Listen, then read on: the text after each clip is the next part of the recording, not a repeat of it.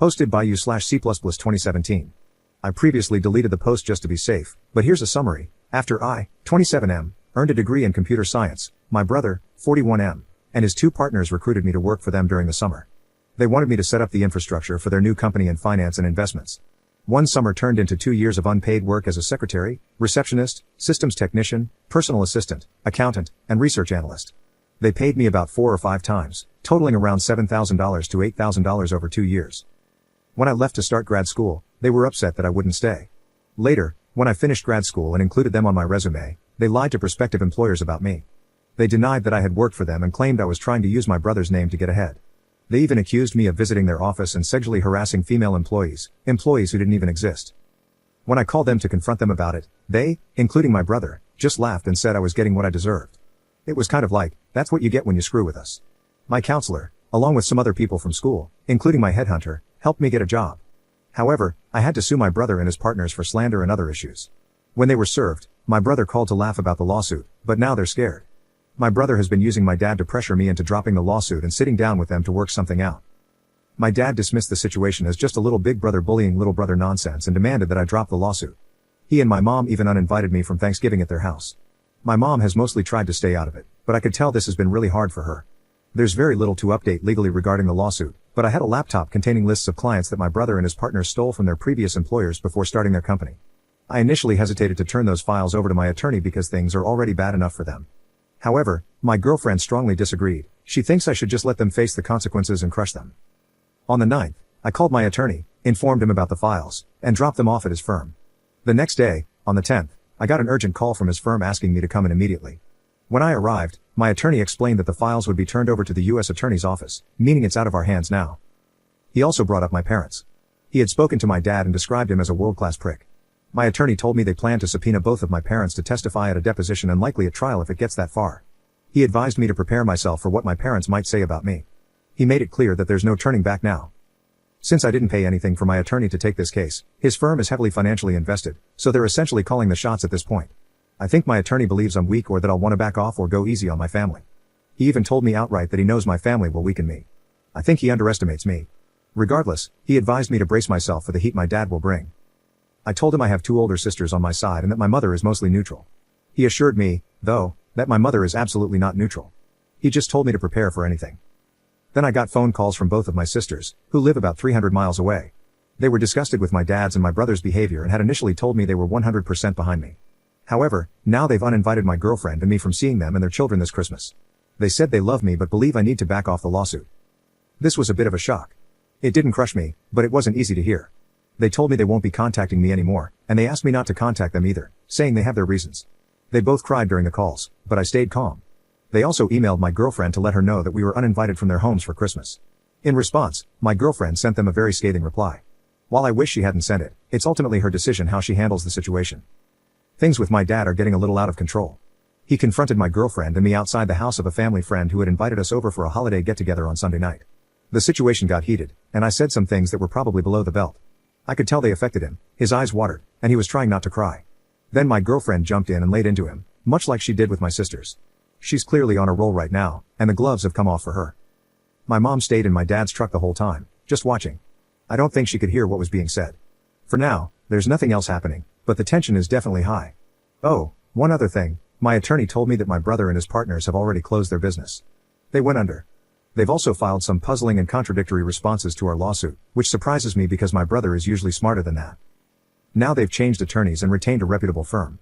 The first thing their new attorneys did was ask what it would take to settle. My attorney says their new lawyers are smart and know it will be a bloodbath if this goes to court. I guess I'll just have to wait and see how it plays out. Some of you have commented from experience that the blowback from legal battles like this can tear families apart for decades. I can already see how that happens, and it probably will. Edit.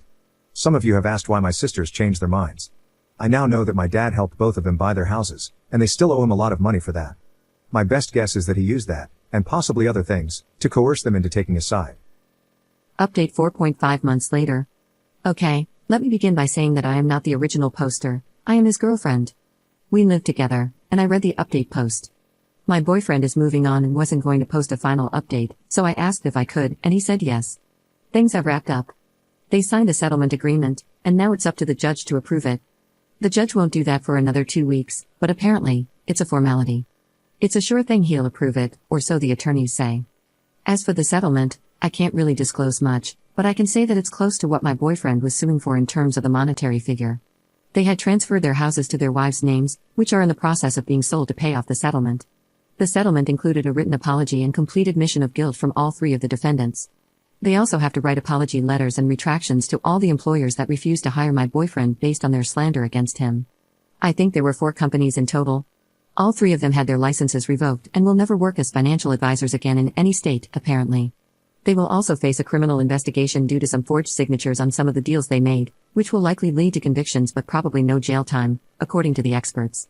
Financially, they are beyond ruined, which is what I thought they deserved the whole time. I know my boyfriend regrets this whole thing, and I understand that. It's still his family, and they were close at some point. I think he's better off without them anyway, but that's easy for me to say.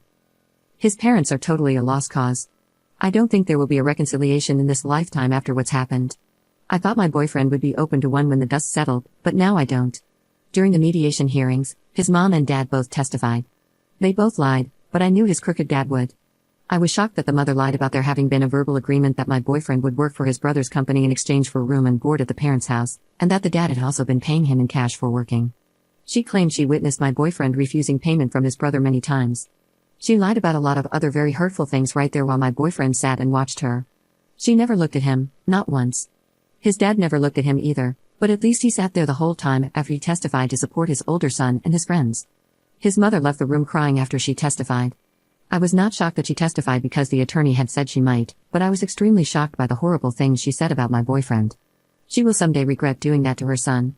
Such an awful, revolting, and repulsive thing she did. What she did to her youngest son is inexcusable. I was beyond utterly disgusted that she did that. She really has no clue how much damage she caused to her youngest son. I doubt he'll ever get over it, and I doubt he will ever want to see her again. Not to rant about the mother, but she lied and said disgusting things about her youngest son, and he's the only good son she has.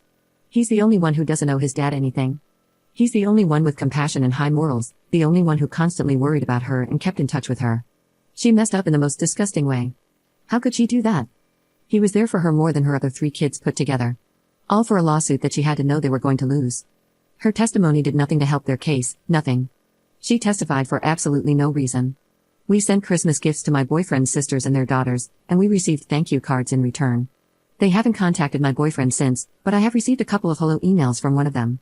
She never mentions my boyfriend or the family problems, she just says hello and asks how I'm doing. I just respond by saying we are both good and hope they are all doing well. I'm not sure where this will go, but it's a small step on what seems like a long road before they are allowed by their father to reconcile with their brother, or until they have the courage to do so without their dad's blessing. I think they are both too embarrassed to contact my boyfriend directly. I can sense that they are trying to find a way that will eventually lead them to him. I think they just need to contact him, but that's not my decision. I keep looking at this from my perspective. My family is really close, so it's hard to watch what's going on with his family. I just think, what the hell? Why do you do this to each other? But that's just how it is. Just to be clear, I knew very early on that my boyfriend's parents were toxic. I initially just wanted him to cut all ties with them. The way they sided with the older brother, knowing how he tried to destroy his own little brother's career, told me a lot. I wished back then that my boyfriend would just disown them, but I knew that was unrealistic at the time. I knew I was emotional, and I backed off when I saw how stressed my boyfriend was. But things escalated, and now I think my boyfriend's mom has dealt a death blow to any chance of reconciliation. I'm not just saying that because I'm against it. I'm not for it, and I'm disgusted with her. But I can see the damage she did up close. I'm afraid he may never forgive her. She just went overboard in such a horrible way. I have been talking to my dad about this the whole time, and everything has turned out exactly the way he said it would. Everybody, all parties, are destroyed. It's like a bomb went off, and everybody got hit.